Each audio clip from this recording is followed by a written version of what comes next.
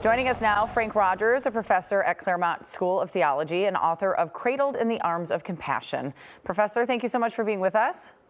Oh, thank you. An honor to be here. Okay, so first, I got to get your reaction to Cardinal Prevost being elected the next Pope. Pope Leo is the 14th, as we're now calling him.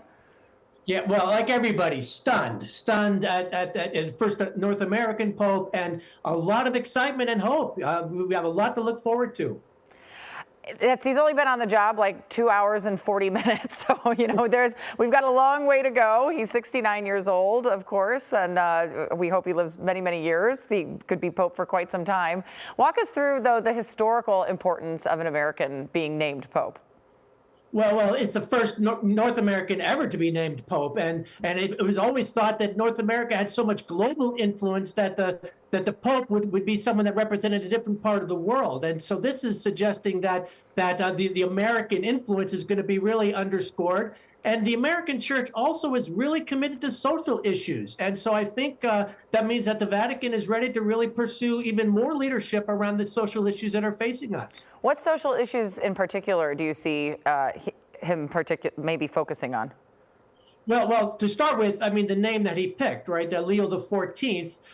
Leo XIII was the person who wrote Rerum Novarum, which is the encyclical that supported workers' rights. And that suggests that Pope Leo XIV is going to be very committed to the people, to the poor. He's going to emphasize solidarity and that we look out for the least of these. So that'll be really important. And also notice how many times peace was part of his first address. In the midst of these crazy, violent times and polarizing times, I think he's really going to be a moral beacon for peace in our world. How do you think he goes about doing that?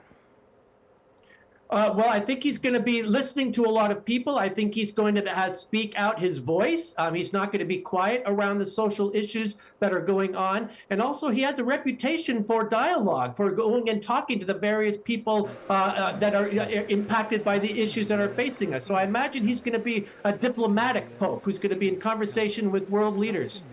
There is some chatter out there that he's not quite, doesn't have the same sense of humor that Pope Francis did, isn't as charismatic as he is. What did you see today, though, that, as we just heard from the priest we were just interviewing a short time ago, that the ministry can sometimes change people? What do you see? What did you see today that may indicate that?